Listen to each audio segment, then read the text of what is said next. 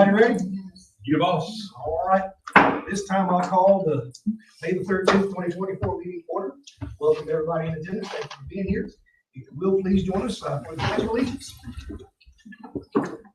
I pledge allegiance to the flag of the United States of America and to the republic for which it stands, one nation, under God, indivisible, with liberty and justice for all.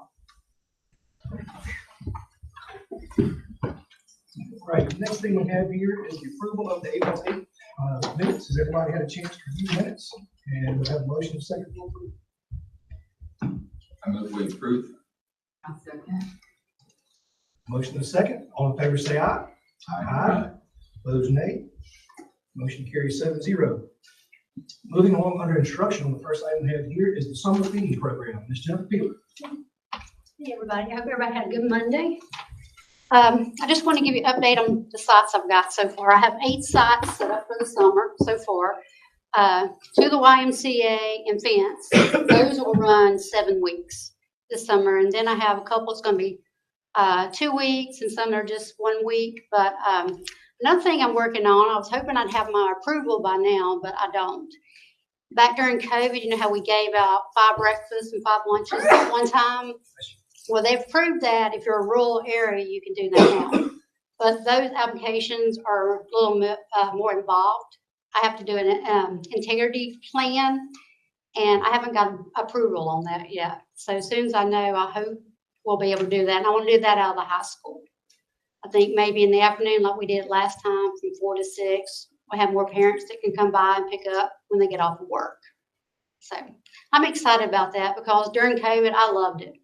I had the most fun getting to know those parents and seeing them every week. So that's where I'm at now, 8 sites and maybe the 9th one with the non-congregate. So any questions on it or anything? Ms. Peeler, it does allow you also to have a lot of your workers be able to continue working over the summer, Yes. have an income. It Which I does. think is a good thing. Mm-hmm. And I appreciate the extra work it takes you and Tammy and your staff to do all that. But it's needed out there. Yes, and it's nice. I have like 13 staff members, and they would tell me if they didn't want to work a certain week or something, and we've got it all set up and rotated out where everybody's getting to work some. And if they want to work a whole summer, they can do that too. And I think as Ms. Peeler's told you before, this does generate revenue for the food service enterprise. And that, certainly not the reason we're trying to feed people is the reason, but that's certainly going to hurt when you get a little revenue. No, I love feeding them, and I love, seeing them come out and stuff. But like, it does help us. Or when we need to meet that first food order and that first round of payroll, it is really helpful to that. So, all right, thank you. Thank you. Now, next item is the overnight field trip request. Mr. Green. So you guys are familiar with we used to call it barber camp. It's the FFA summer camp. You guys are there. We send them every year. They have a class. Band camp is there. One of the board members did ask for clarification. There was mention in there about putting their luggage under the bus, and we were asking if we were using charter bus. Where we've got that people mover out to that storage, and so I think that was the reason for that particular language. So they should be traveling on school provided transportation. Then I walked one in. If you'll notice, I built one extra seat for. Actually just got notified of those competitions at the state convention, which will happen towards the end of June. And, so throwing that at you here at the last minute, and I apologize for that, but I want to go ahead and get it approved so they can all make plans to do that this summer. So happy to answer any questions, Mr. Chair, and certainly administration and the principal recommend approval. Any questions for Mr. Green? You look for a motion to second for approval. So, I'll second. Motion and second. Is there any further discussion? All in favor say aye. Aye. Opposed, nay. Motion carries 7-0. Next, we have spring testing. Ms. Adrian Ham. Good evening. Testing season is upon us. I have been making my rounds at all the schools, leading the test trainings. I told them I feel like Taylor Swift on my testing tour, going through doing these, training a few hundred people. So check, we have finished that. I just want to give you an update. Our spring testing window officially opened today, Monday, May 13th. So for grades 3 through 8, we're required to complete all of our testing in the final 10 days of the school year. while for end of course test, which would be the high school, and then your Math 1 grade 8 students at the middle school, that happens the final 5 days. I'm sorry, Math 1 for the middle school, because it's a year-long course, they're also the final 10 days of the school year. So if we'll click on through, this is our exam schedule for this week for grades 3 through 8. So every day is the testing day. We'll click on, this is grades 8 through 12, so that's that Math 1 grade 8 at the middle school. And then next week is the final 5 days of the high school and the early college semester, so they are completing their end of course grades. And then we'll keep moving along. Something that is new in 2023-24 is that the results for grades 3 through 8, reading and math only, are going to be reported in an online portal directly to the teachers. So that is taking place this year.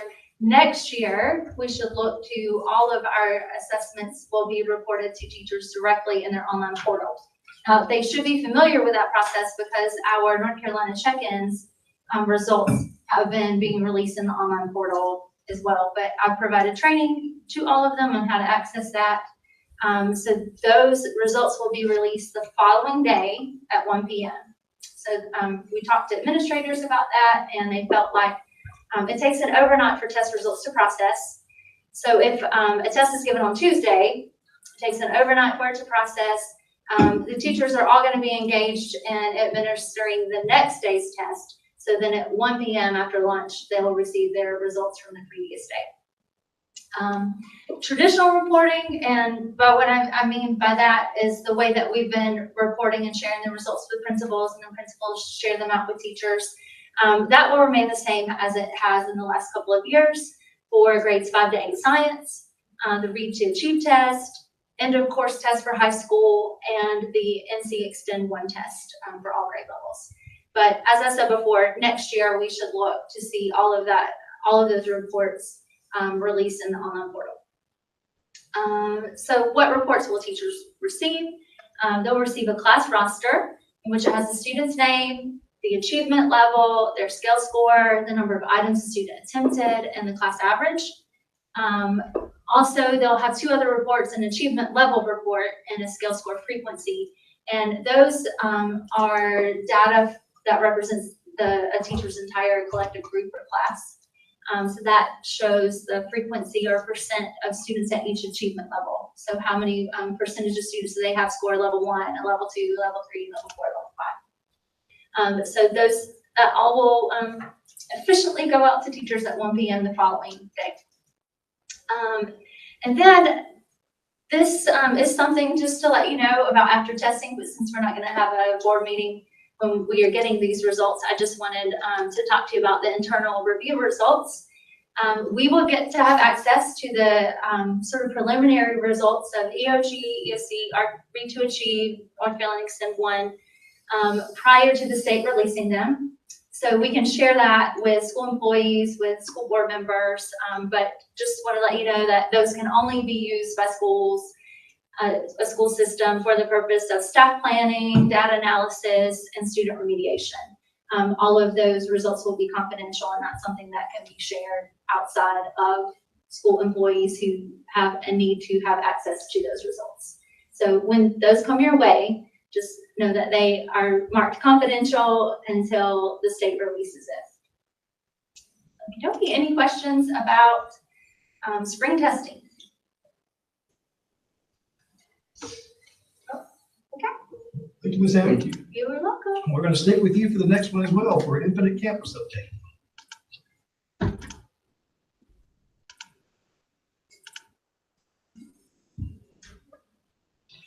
Alrighty.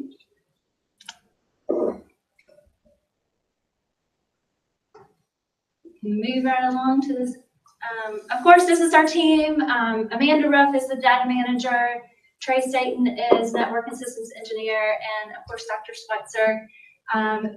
You can move on to the next slide. Every time I see this, I'm amazed we got a picture of Trey. Smiling. See him. So.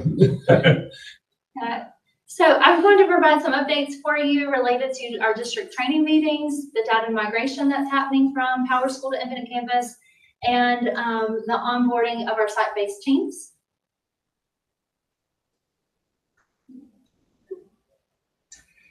So our district team, Dr. Schweitzer, Amanda, Trey, and myself, we have been engaged in many meetings with Infinite Campus, working with our team's project manager, the data specialist, training coordinator, and so many other people.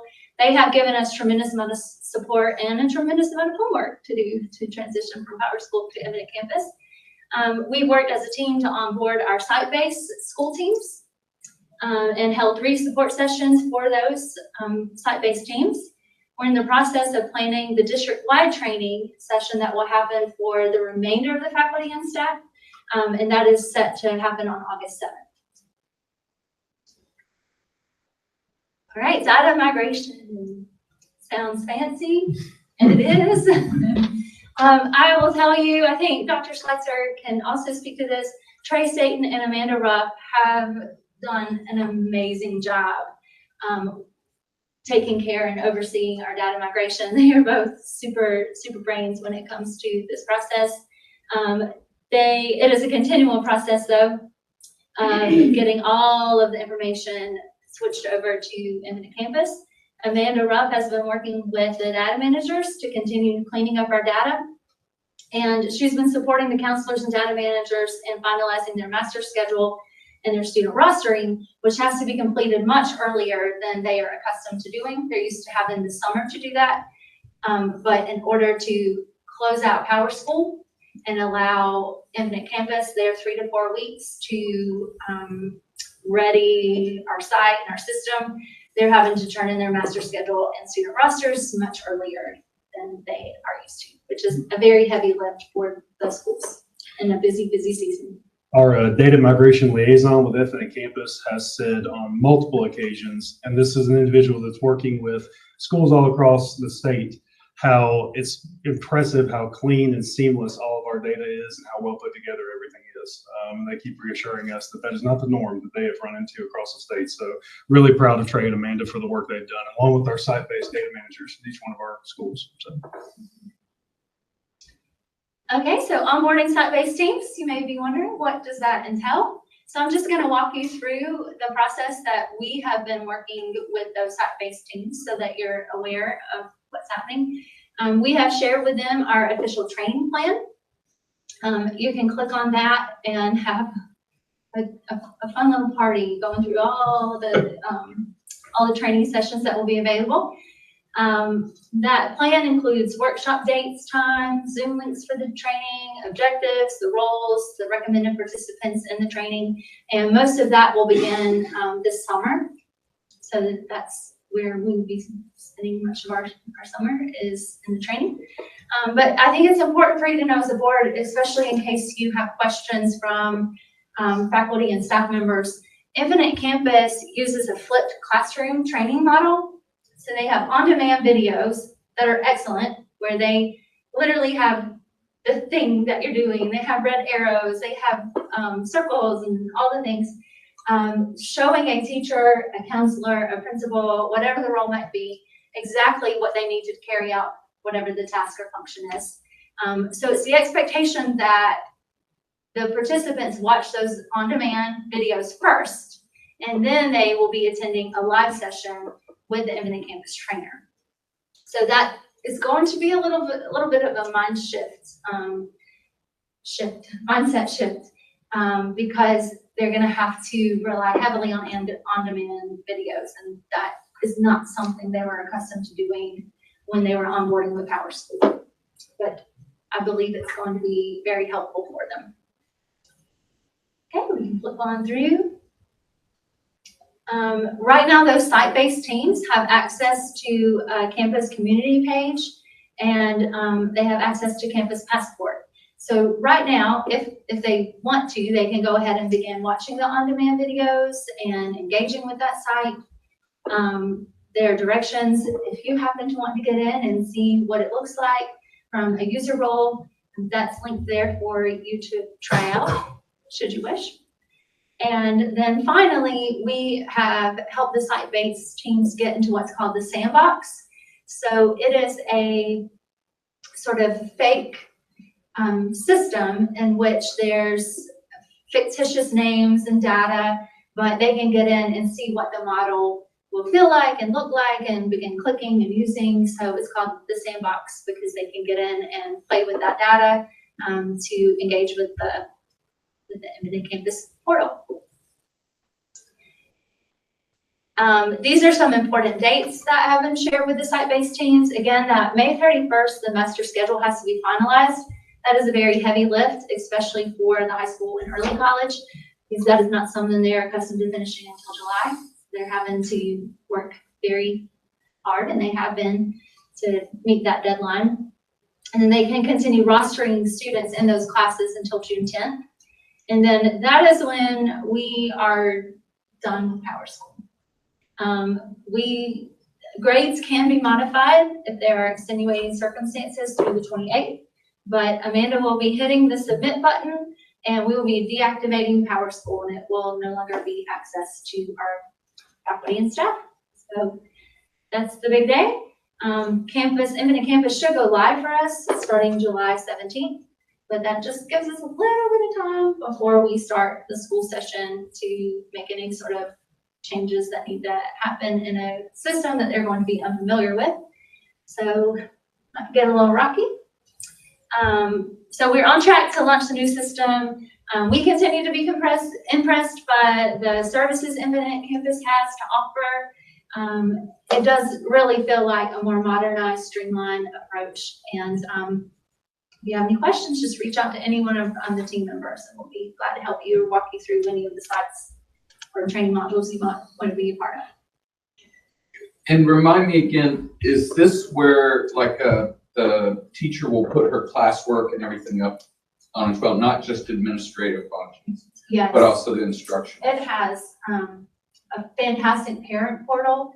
It has all the messaging system. It's going to be a one-stop shop for anything, any communication, grades, learning management system. So it can free up some funds and replace some things that we already have in place. And that's something Dr. Schweitzer might want to speak to. Yeah, as we go along, we're kind of taking it easy on the front end. This thing is capable of quite a bit. So we're most concerned with transitioning our core functionality over to it. A lot of the administrative processes, we are opening up some of the communications portals there, which are really, really nice. It's going to streamline the ability of a classroom-based teacher to get instant communication out to their staff. They can essentially, on their own, do all calls to just their class.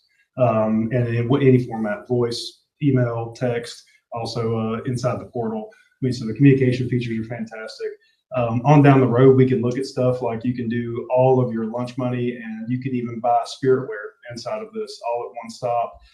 All of your coaches' communications can happen inside of this, broken up by teams. I mean, their intent is for this to be a single pane of glass under which you engage with everything in your school community. We're obviously not going to be there for several years, but it has that functionality and working our way towards it. So. I'm sorry, I should probably know this, but have parents been made aware of the change? Not yet. Okay. Yeah. I'm asking for personal reasons Yeah. here. I would encourage you to jump on their website and see their parent demo. I'm very excited about it because it will be a fantastic way for us to connect parents to what's happening in the classroom. For example, there's a feature that teachers can set that if a student receives any grade below a 60, the parent's automatically notified. There's so many cool features in it. The day of hiding your report card. We have multiple spirited conversations over Power School on a daily basis, I tell you. So. And it links all of the students. If you have multiple children, it links them all into the singular household. Efficient. Yes. There's legislation working through the legislature that is going to require, or looks like if they finally get it all worked out, posting of all the teachers' lesson plans, materials, et cetera, et cetera. Can I assume this system will take care of that? It has a learning it has a learning management system built in.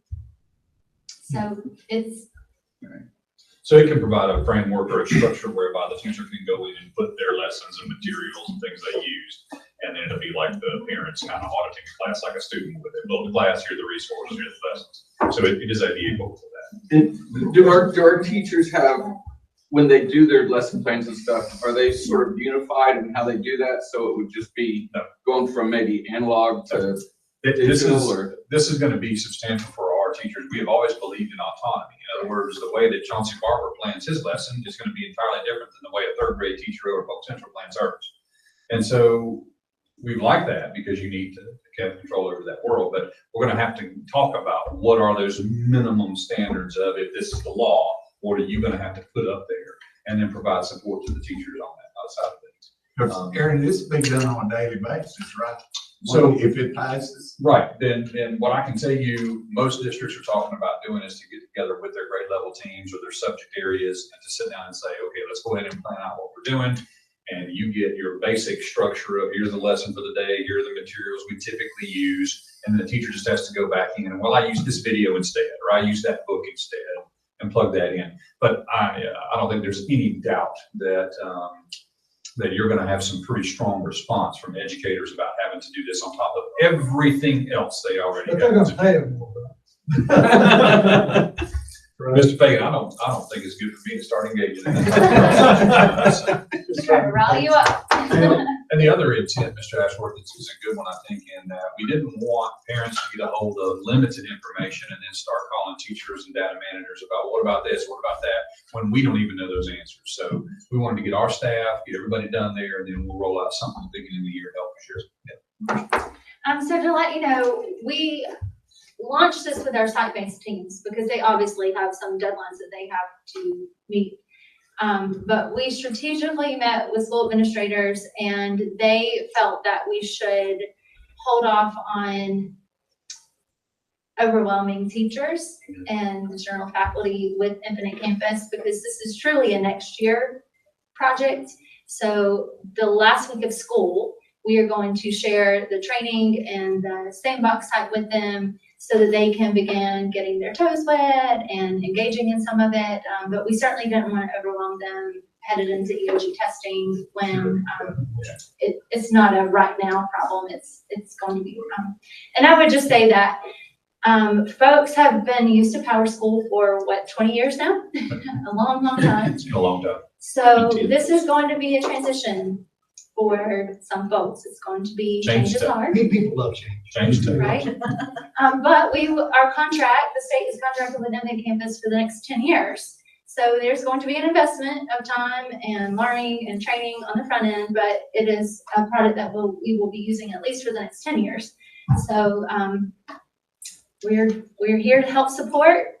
And I do want to quickly say that this is a complex and nuanced engagement we're jumping into, and Ms. Hammond's done a fantastic job leading this. So I definitely want to compliment her. well, it is the team. We have a team. We have a phenomenal team. Every boat needs an anchor. Any other questions for Sam? How long do we have access? Do you guys have access to Power School? Or it's just- It shuts off on the 28th.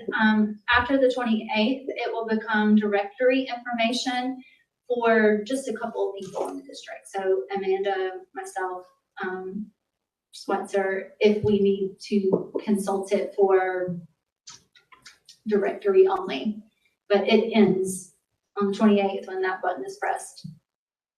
Part of that, is in the details are in the migration of the data. And so you just got to make sure that, and they've done a super job of that, cleaning the data, making sure that when it transfers over, everything that we would normally need to access is already going to be there. So you're not worried about going back and looking at Power Schools, everything you need to. Unless you need like a memorial service. It's a 20-year-old. No, it's just technology. I'm just curious. Yeah, so let's say that one of our I projects. transferred stuff to a new phone. Like, I still want my old one. That's right. So we still have our old one. Right, It exactly. just won't be active. It will be directory only. So let's say a file didn't get transferred over properly, we can go and look at it. But then there's the manual input if it didn't get migrated properly. So that's why the work that Trey Staten and Amanda Rupp are doing is amazing. Thank you very much. You're welcome. All right, now moving down under administrative, the first item we have here are the food service bids. Ms. Jefferson. I think everybody has the bids. Okay, I want to start with the bottom three. Those are ones we're just rolling over. We can roll over a bid for 5 years without them increasing anything. And Fresh Point is our produce. Cisco, we were very happy that they decided to roll over with us and not make us rebid and up our price for each box of something we bought, because it's like $4.06. They give us a price, they give everybody in the state, and then depends on what your school system is, you get an upcharge. Our upcharge for each box we buy is $4.06. So, and that's pretty big for our area. But they rolled over, and then we are using the new ice cream company this year. We were getting it from Pet, and they did away with ice cream. And then when I heard they were going to do away, I bid with Cisco to get our ice cream. Well, then they told us that that was going to be a remote stop, and it's going to have to come through UPS. So how do you get ice cream through UPS? So we had to come up with another plan, and this guy, he's new into the business and stuff, so he worked with us. He got the ice cream for us this year. And so then up at the top are the three that we had to rebid this year. The first one, we've had Pet Dairy for probably like 20 years. I've been in the school system 28 years, and we've had Mayola one time. Pet is usually the only one that would ever bid with us because we had to have milk boxes. And so nobody else would give us milk boxes. Well, we have some milk boxes of our own now. When we had made a little bit of extra money, we bought some milk boxes. But Mayola said they could provide milk boxes too for the one schools that we needed. They came in like $2,000 cheaper than Pet. And so, like I say, we've had Pet probably 20 years now. But if we decide to go with and try Mayola, we can give it a year. If we don't like them or their service or anything, we can rebid next year and go back to maybe Pet. So that's what with the milk. Coca-Cola, they're the only ones that bid with us, but they have a contract here in the high school. So they help us with that. And the Department of Public Safety, that is actually a prison that does the chemicals and stuff. And they do like our dishwasher chemicals and different other little chemicals we have to have. And it was a state bid. And they would say, okay, it was a state bid. We could go ahead and use it. We didn't have to bid or anything. But then this year they come up and said, well, no, you are a federal program. You're not a state program. So now we had to actually do actual bid. And nobody bid with us but Correction Enterprise, which was nice. We appreciate that because we actually like those. They were really nice to work for. But those are the 6 things I would like you to approve if you would. Any questions for Ms. Taylor? It is an actionable item. We'll be looking for a motion and a second for approval. So moved. Second. Motion and a second. Is there any further discussion? All in favor, say aye. Aye. Opposed, nay. Thank you. Motion carries 7-0. You're welcome. Thank you. Next, we have the budget amendment. Ms. Debbie Lovelace. Okay, in your packets is the budget amendment through the end of April. The first page is the state funds. We got an additional revenue from division number 53 through 58 for behavior support and for summer reading camps. They usually wait till near the end of the year. They give the summer reading camps, but that came in this month. On the next page, on 3, that was additional revenues for IDEA special needs targeted assistance and some IDEA pre-K targeted assistance. There's 2 different groups there, but we got both of those. And then a little bit of Title I and Title IV. For a total of $11,468. The next one, Fund 4, That was for additional revenues for some of our county set-asides. Me and Brenda's been working on tying all that stuff down to, so we can see how we are for the rest of, through the end of June, so we can get all our requests in. Some of it's state lottery projects, and there was also, I added some for people, the people that we got. Okay. In Fund 8, I guess that's what you call it. That's what Aaron's been. That's what we're calling it. Okay, people. It's not a charge. In Fund 8, additional revenues include some Polk County Community Foundation grants. Slater, some band, AIG, and high school interns and Polk, all those were part of the Polk County Community Foundation. And so we got some additional money for CAFS. That's a program that Leslie Ronhart is in for like, I think it's 4 years. That's right. Yeah, the money's 4 years. Yeah, it's a 5-year program. 5 years. And that's a substantial amount of money. Yeah. So So borough's that's welcome, right? additional, that they'll be giving us some money along, probably twice a year, for her program.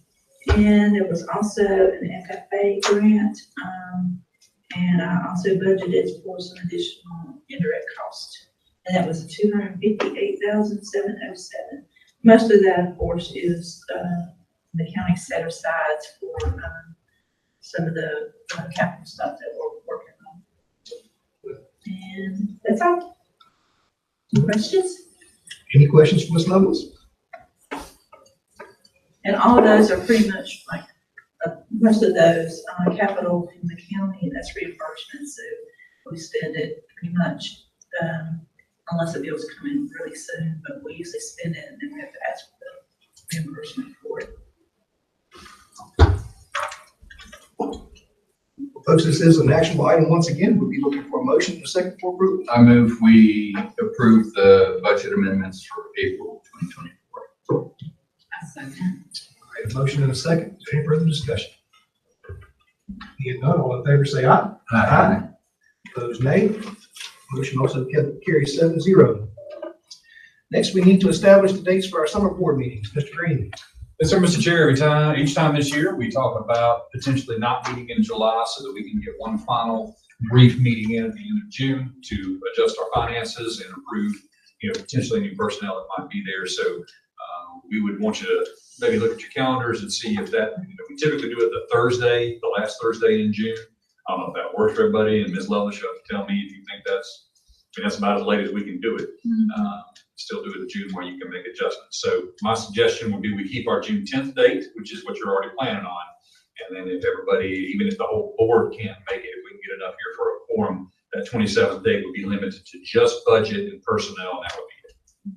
And I will be gone that last week of June as usual. So Okay. that's not an annual work trip. I think we can pipe people in if we need to or whatever. So, I should be able to get home if need be. Yep. I should be here. okay. That's Thursday, the 27th. 27th. I'll probably be out of town, but I It's can, okay. It's okay. I can phone in. Is that a regular scheduled hour? Yeah, we can do it at 5. Like I think last time we did it at 5 to try to accommodate people. So y'all tell me, do you want to try it about 5 p.m. again and get it done? Since we're only going to do 2 items, it'll be over with.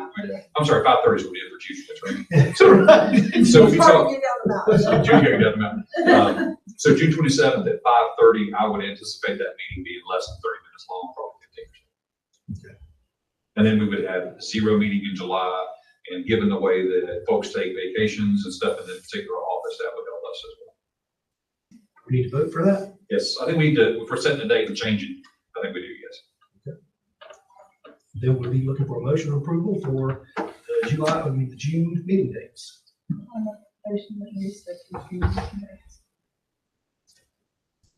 Have a motion, have a second. All right, motion and a second. Any further discussion? Again, none, all in favor say aye. Aye. Opposed, nay. Motion also carries 7-0. Next, we'll move to Dr. Schweitzer with the PCHS paving phase 2 bids. Thank you, Mr. Chair. A little over 2 weeks ago, we put out our RFP for our phase 2 of our paving project at Polk County High School. And last Thursday was when the official bid day hit at 2 p.m. Under official bidding rules, since the dollar amount of this project was up closer to around $500,000, you needed a minimum of 3 bids to be able to unseal and move forward. Last Thursday, we only received 2 bids that were submitted to us. And did not meet that minimum bid criteria. That does mean that the 2 bids that were submitted, we were not able to open and review. They left the meeting sealed. It does present this board with a question on how best to proceed. What I'd like to do is talk through in feedback we received from our engineer and just commentary from different contractors, what we think are potential factors that led to a lack of bid participation. One of them is time. This was a tight time frame to get everything turned over. If you'll recall, there was some conversation about lining monies up. Once we had felt good about that conversation, we dove immediately into engaging with an engineering firm. That took a little time. We started that back in January. Once we got our engineering firm up and running and got everything squared away and put it out for bid, we did that just as quickly as we were able to. And that does put us on a really tight time frame for turning that around. A lot of companies, especially major paving companies, have already booked out their summers. Summers, you can imagine, is a particularly busy time of year for paving in the paving industry. And we just simply were a large scale project that they were trying to fit in. On the flip side of that, the scope of our project also potentially weeded out some of our smaller bidders. So some of our local paving contractors were having a hard time fitting this into their schedule, also mobilizing their resources to meet the scale of this project. It's significant. The repaving portion of the project, so I want you to imagine just simply from around the greenhouse area back around behind the school through the bus circle. That portion of asphalt that exists, replacing that portion of the project is very easy.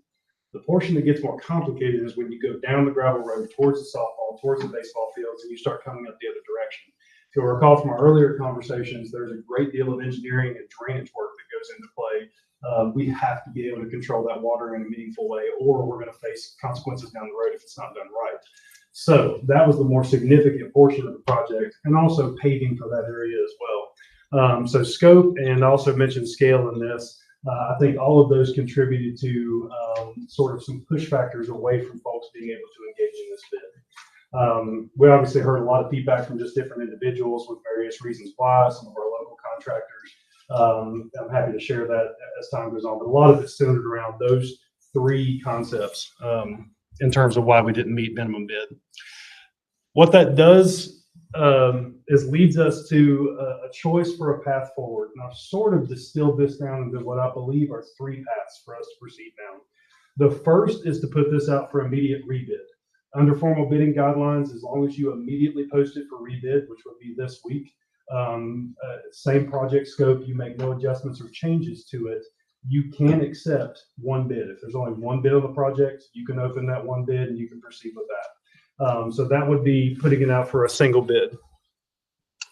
The second option, I believe, would be to reduce the scope of the project. That might be something like saying, hey, we're only going to put out for bid the paving portion I referenced earlier, just the existing asphalt, repaving it, and then potentially push the lower portion, the gravel area of the ball fields, to another time frame. And we can decide that later, but you get the idea. It's breaking the project apart into smaller chunks. The idea being that that might make it more palpable to some local contractors. You might be able to fit within timeframes to tackle some of these pieces, and you might attract more bidders going down that road. It also means potentially how we chunk it may mean we can accept informal bids. The cutoff is $500,000 for you Eclipse and go into formal bidding. Anything below $500,000 is informal quoting. So you don't have to go through the formal advertising and bid process if we were to chunk the project out. The final option, I believe, is to push the entirety of the project. If the will of the board is to keep it cohesive as one singular project altogether, I do think that at that point, you'd be looking at a conversation about potentially pushing it out sometime like in October. The reason that you would push the bid to that time frame is now you're well ahead on the schedule for all of your major paving companies. Nobody's really booked up their summer at this point. You have a lot of chance for your local contractors to potentially mobilize, get bonds together, do some different things. So you got a lot of time on your hands to do that, with the idea being the more bidders, the more competitive, potentially the lower price. We did have some feedback given to us by some different contractors, though, that they have witnessed anywhere between 4 to 7% worth of year-over-year growth in prices for these things. So one thing to consider might be, you're going to save money by pushing it, but potentially price increasing may mean that you may lose some of that money back on the other end. It is an election year. Oil prices tend to fluctuate during those times historically. So those are all part and parcel to the conversation for the push. But it does also mean, again, you get more bidders involved. And on the other side of things, you remove a major project from the summertime when we're already tackling a lot of different projects this summer as we move forward. So I think there's lots of pros and cons to each one of these. There was not a lot of turnaround time to get this in front of our facility subcommittee. Obviously, you heard the bidding was Thursday. We turned around immediately and put this information to our facility subcommittee. So there hasn't been a lot of time for me to be able to say to you the will of the subcommittee is. So this is really coming to you guys as a board to offer input to us on a direction on how you'd like to proceed. Mr. Green, are there any other factors that I've missed? I think you have some things that we said. Well, I'll tell you candidly from the conversation I had with Dr. Schweitzer about this last week. It sounded to me like the rebid process doing it immediately right now, very good possibility of seeing that the price is going to get jacked up pretty substantially because they now know we didn't get 3 bids. Reducing the scope, I will let you guys discuss that, how you feel about that. I think in talking with Dr. What's that? I'm not for that. And so I I think that in talking it through with Dr. Schweitzer, it sounded to me like that's where he was gravitating to, and I think my mind went towards was pushing the project completely until later on. But I'll just offer that to you guys as my personal opinion. So, In my opinion, I'd like to say rebid it. This would be my opinion. And I like the idea of not having, if we chunk it, not having different folks working on it. I want to be able to blame one person. But no, I mean, it's too easy for communication not to go right, especially if the timing's different.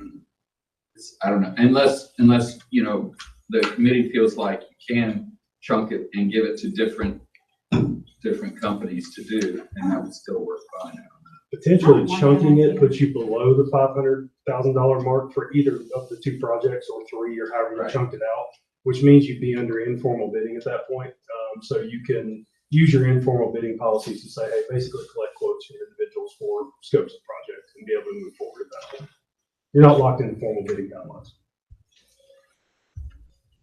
I do think putting it out for immediate rebid, a couple factors in that conversation is it is a formal bid process still, so you're under those formal bid guidelines, which means a 2-week advertising period. So we've got to immediately get this out, get it advertised, get it out for a push for a second bid in 2 weeks. It would also mean just as soon as we got a bid in or multiple bids or we were ready to go, we would need some type of special session of the board to approve that because we would need to lock that in quickly. I don't believe we would be able to wait until the next board meeting. I think our backs are literally against the wall at this point. I need to recuse myself. Yep. I mentioned that Ms. Jackson will recuse herself from the conversation. But the conversation we had today, if we rebid it, we aren't bound to take it. So you could always drop back and punt and then wait. I don't think we would be, That's a good point. You are not. I You think we can- could rebid it, and if it doesn't fall into our, then we could drop back and push it into October. That's where I would want to go. I don't want to see it separated. No, I don't. We're already gonna have, 2 phases. I'd rather it all be done. One of the gambles I've heard from different vendors, and I truly don't know how much weight this argument carries that I'm about to say, is conversation about putting a bid out and then declining to pursue a bid after it's done can lead individuals to say later when you rebid it that they're not serious about this project. Others may say that that's just them making a fiscally sound choice. I truly have no input to believe one way or the other. It's just food for thought on how people might view a declined rebid. But it is certainly an option that you can put out there.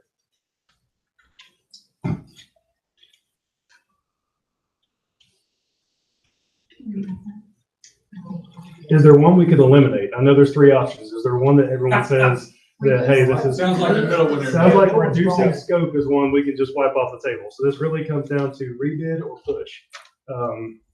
Or both. We don't have anything to lose by rebidding. Right. Just the cost of advertising in the bulletin, and that's it.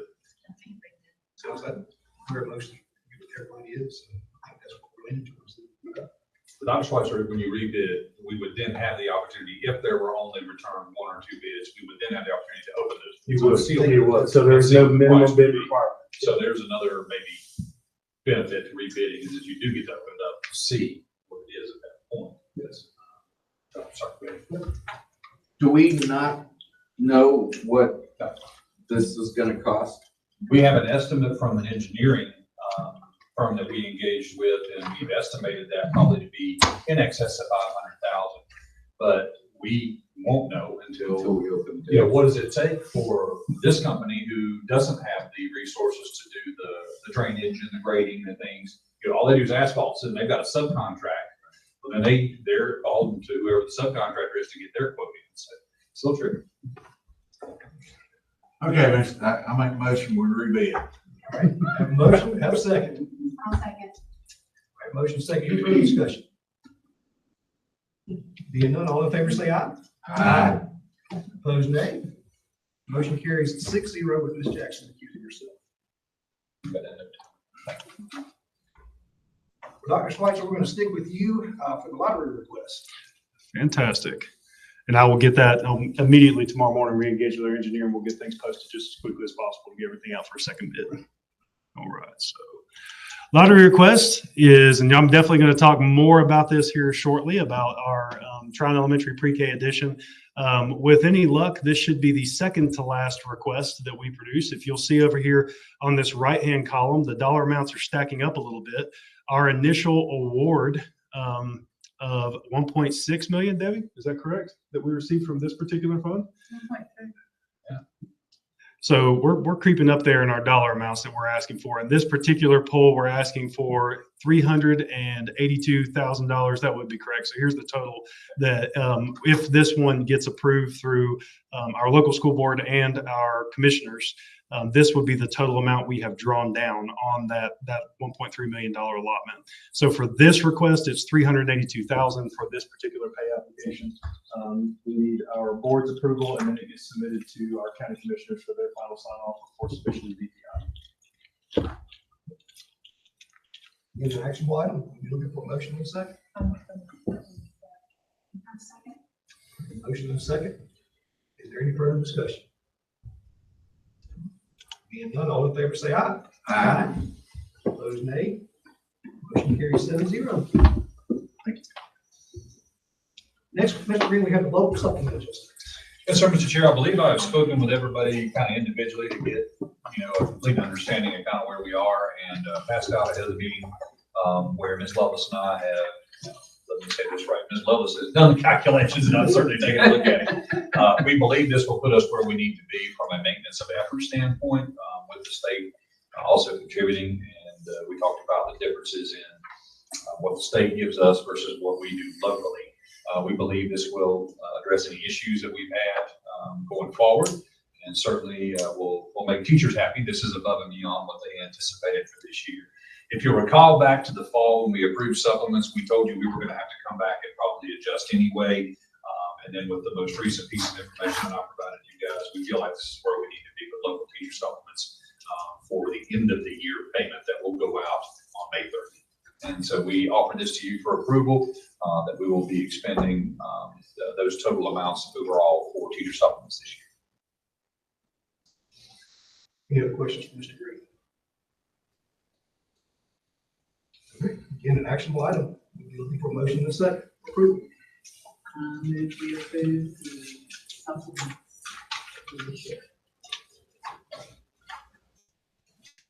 We have a motion in a second. Second. Have a motion in a second. Is there any further discussion? Being none, all in favor say aye. Aye. Opposed, nay. Motion also carries 7-0. Mr. Chair, just as a side note, we will be back in June to talk about how that impacts, if any, our fund balance and what we need to do there. As Lois and I will know much better from DPI what that actual percentage is, and we can make that informed decision about pulling something out of fund balance and bringing it back to you. All right, sounds good. Next, we have the student transfer request. Dr. Schweitzer. Thank you, Mr. Chair. These will be discussed in closed session. We do have 2 student transfer requests and 1 discretionary admission. We'll just take a closed session. Then. Yes, sir. All right, fair enough. And next we have the driver's education contract. Mr. Green. Yes, sir, Mr. Chair, this is Mountain Professionals. We continue to just be pleased with them, and same contract we approve every single year. I have zero desire to get into the driver's education game. We are happy to have this pass through. If you'll recall, we say it every year, this money comes from DPI. We pass it through to Mountain Professionals, and they've done a great job for us over time. Would love for you to approve this one. All right, moving over for a motion and a second for approval. I second. All right, motion and a second. Any further discussion? All in favor, say aye. Aye. Opposed, nay. Motion carries 7-0. Moving now under old business, we have the pre-K admission update. Dr. Schweitzer. Thank you, Mr. Chair. I have officially learned my lesson far too many times. I came in here and rang the bell of we are on track and moving along at a good speed. And then I'm now paying for it dearly. So there are a number of factors that I'll talk about that have led us to some delays in this particular project. Unexpected delays is an understatement in terms of where we stand with things. There are some nuanced rationale as to why we experienced some project delays, which out of respect for some of the individuals involved, I'd be happy to speak individually with board members about. Broadly, I will tell you that there were some project pieces that we just had to hammer out before opening. One was a pretty significant adjustment to the way we had bathrooms laid out. In a nutshell, we had them laid out in very traditional stall style patterns that presented a conflict with pre-K licensing. They needed to be the short stack individual stall barriers that you can be able to supervise children and while still providing the courtesy blinds between the two, and also meeting the ADA standards with where you mount your handrails and your grips, those kinds of pieces. That meant delays in terms of tearing those out and then asking for a new product that's taking 4 to 6 weeks. So just several small things that have come along the way. The awning delay was another piece that would not have hindered operations. You can run the building without the front awning, but still that awning was another piece that was a bit of a delay on that end. So we definitely ran into some unexpected delays along the way. We have adjusted our timeline for a ribbon cutting that's going to be announced at a later date, later on this summer, possibly the start of the school year. And we are planning on being operational in August. One way or another, that building's on August. Right? So we're going to make it happen. So there's that piece. I did want to, in the absence and me and my humility coming for you and talking about a delayed project, at least show you some pictures of some of the progress that has happened. This is one of the completed classrooms. This is me standing in the back corner and a shot out into the room of, the accent wall, the cubbies, some of the cabinetry. If you haven't seen this cabinetry in person, it is very high end and very nice. These are outstanding pieces of furniture that were built in out here. So this is one of the front rooms to the building. Just some other shots of some of the teacher work area. I do think it was an excellent idea to enclose with concrete this courtyard area that's going to be a multi-use space, nice spot for dining, those kind of things. So that turned out very nice. This is our receiving area just after you come in the front door. Some of the hallway structures with the coloring, if you'll recall, we color coded each room out. So the floor tiles do match the accent wall as you go inside for a variety of reasons, operationally and for safety. That's a really nice way of laying out your building. You can simply reference the color of the room for a response or what you need to do. So I will say being in the orange room would drive me nuts. I'm not a Clemson fan, so that would be entertaining. So out here is another shot at some of the cabinetry. Again, just beautiful in terms of the layout. They would, you know what, I'm not going to say it. I was going to say pre-K will have enough storage, but I don't know that they ever can. So this will be a good start at trying to add a little bit of storage out there. The playground is looking outstanding. In fact, today, playground company came back and the trike path over here to the right, there were some inconsistencies in the width of the path all the way through. They came out and reformed the trike path and made it right today. So did some work out there with cleaning that portion of the project up. And then we're setting our move-in date for when we are moving furniture and everything into this thing at the end of the school year. It's going to be on a Friday. I believe Mr. Green's already spoke with each of you about some operational shifts. We are going to cease pre-K operations on the 23rd at Tryon Elementary only. I have not spoken to me yet. Our desire would be at time. That last day, that's a half day that typically not a whole lot goes on. We just need to get those kids out of there that day at Tryon and let our teachers use that day to go ahead and move in. I did not think Kathy feels very good about that and feels good about moving forward. So unless it's a big issue with you guys, that's our plan. Thank you. Yeah. So on that Friday, we would start moving furniture, equipment, those kind of things, and then into the work days of the next week, continuing moving furniture up. We're actually having a very large scale furniture delivery happen on Wednesday of this week. So there are lots of big things happening out there, and it's just a little bit heartbreaking we couldn't get it online at the start of this school year. But on a positive note, this gives us time to perfect and refine it as it's ready for August. So happy to entertain any questions. I do think we'll likely schedule our August board meeting date at Tryon as we intended to do this time so that we can take a tour and do the open and all that wonderful stuff. So I appreciate Dr. Schweitzer. And again, he is accurate. I don't think anybody intentionally made this happen. As folks know with construction and how it's going on right now, we literally couldn't find toilets at one point. And so all of our planning went in the toilet. But anyway, not a reflection on him or on the contract or anything like that. We appreciate what Thank you, Dr. Schweitzer. All right, next under old business, we have CEP, Senator Peeler. Mr. Chair, I'll speak on Jennifer's behalf unless you want to talk again. You know, we came to you last month with CEP figures that we felt like were mostly accurate. I don't think we've changed our opinions on that. If we were to serve elementary only, that's going to be a loss of about $25,000 to $50,000. And if we choose to add the middle school and the high school, we'd be looking at a loss somewhere between 125 and 150. I know the board has traditionally leaned on the side of feeding everyone and trying to figure out where to make up that money. And so there, we're at the point where we need to make that particular decision, sir. All right, what is the pleasure of the board? My motion is to try to feed every child. A second. A motion and a second. I'm third. Any further discussion? All in favor say aye. Aye. Opposed, nay. Motion carries 7-0.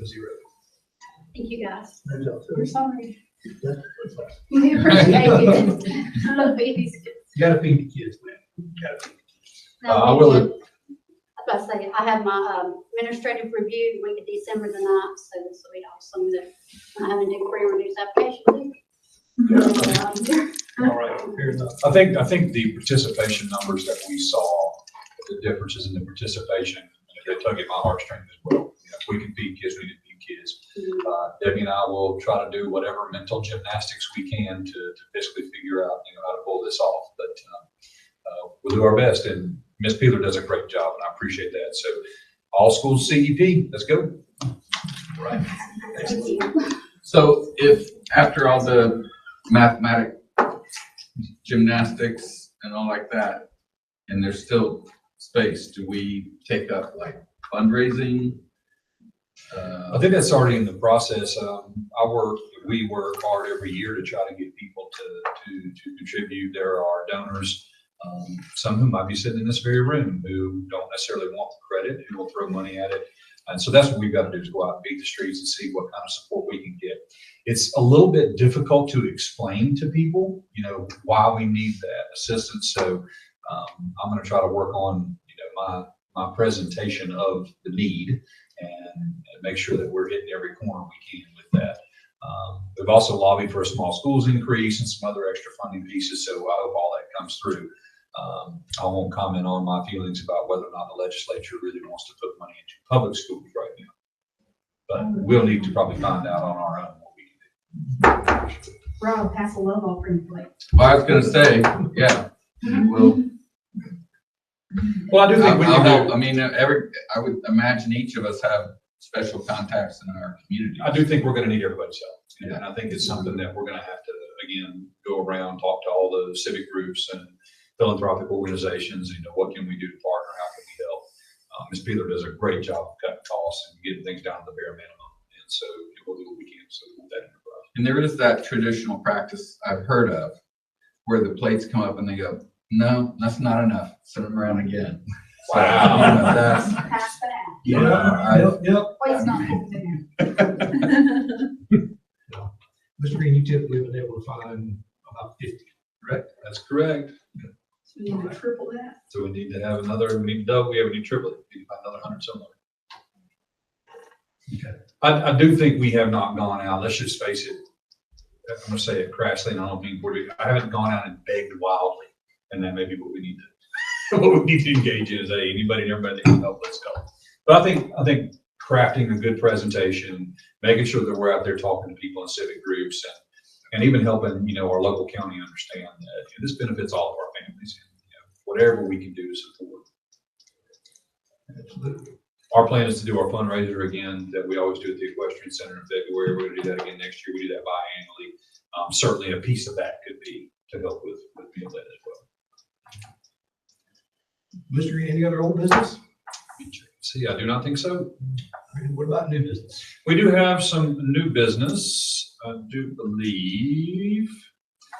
Curriculum, well, no, I'm gonna do that separately. Nope. I'm gonna spare you new business, sir. All right. Then the information presented to the board, we have the April preschool monthly report, the April Head Start Policy Council minutes, pre-K financial report, the monthly financial report, the month-to-date credit card report. Early college graduation is going to be on May 18th at 10 a.m. in the PCHS auditorium. Polk High School graduation is going to be on the 24th at 7 p.m. also at the high school. And last day of school for the students is the 24th of May, half a day. And last day of school for staff is the 31st of May. We have NCSBA optional, offered optional board training, summer leadership conference, June the 10th through the 14th at Rice Beach. Core training, July the 15th through the 16th at the NCSBA office in Raleigh. Law conference, October the 16th through the 18th in Nashville. And then the NCSBA annual conference, November the 18th through the 20th in Greensboro. Do not have anything here for coming, I don't believe. So with that being said, we would look for a motion to go into closed session, purposes of discussing personnel and Student transfer requests, attorney-client. client privilege. So moved. Second. Motion is second. All in favor, say aye. Aye. Motion carries 7-0. Thank you guys. Thank you folks for being here.